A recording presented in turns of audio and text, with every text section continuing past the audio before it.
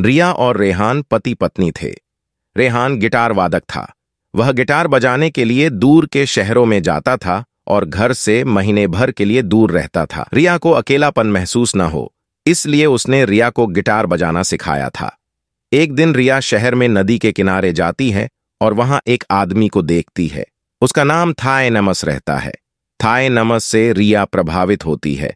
थाय नमस नदी के किनारे अपने घर में 2 छोटे बच्चों के साथ रहता था।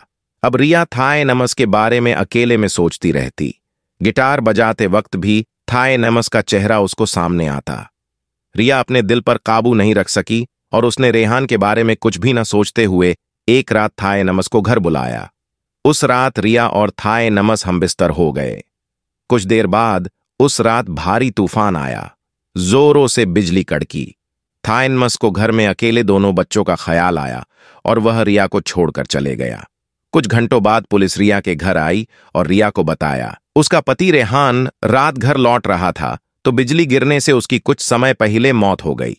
पुलिस ने यह भी बताया है कि तुम्हारे यहां एन जो थैनमस नामक आदमी था, उसके दोनों बच्चे नदी के बाढ़ में बह गए।